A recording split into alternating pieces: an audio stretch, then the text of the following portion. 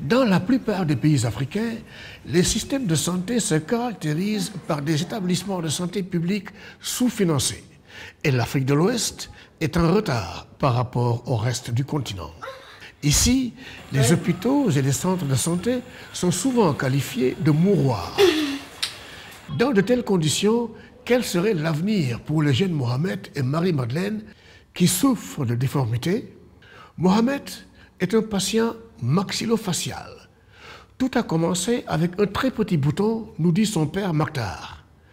Mohamed a déjà eu une chirurgie dans un hôpital local pour enlever sa tumeur faciale. Mais l'opération ne s'est pas bien déroulée. La tumeur est revenue et croissait de nouveau. Le père et le fils avaient perdu espoir. Marie-Madeleine, 13 ans, est une patiente orthopédique.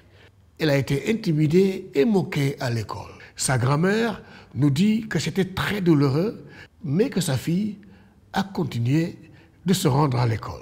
Marie-Madeleine et Mohamed n'ont eu d'autre choix que d'accepter la croyance générale de leur communauté qui pense que leur condition est causée par des forces surnaturelles ou par une sorcellerie malveillante.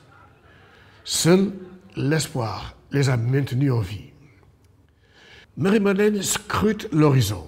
Au loin, l'île de Gorée, d'où, au temps de l'esclavage, des navires occidentaux partaient avec des esclaves dans des conditions sous-humaines, stockés dans les cales. Mais le navire qu'elle voit ne s'arrête pas à l'île, mais continue pour jeter l'ancre au port de Dakar. C'est l'Africa Mercy, le plus grand bateau hôpital en service.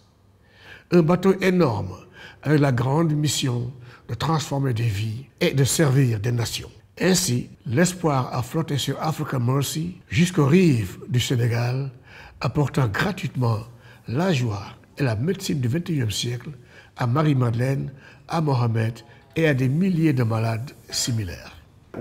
Nous travaillons sur l'accès à une chirurgie sûre, abordable et opportune. Nous arrivons avec nos bateaux hôpitaux pour offrir une chirurgie gratuite à ceux qui ne peuvent pas accéder à la chirurgie pour une raison ou pour une autre.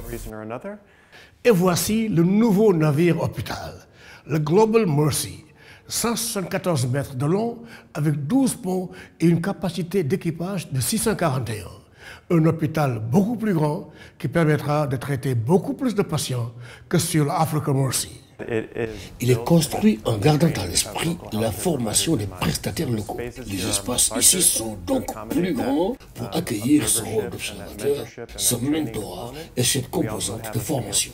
Des épouses bannies par leur mari ou des enfants moqués à l'école retournent dans leur communauté changés, radicalement transformés et dignes de retrouver leur place dans la communauté, avec un sourire tout neuf.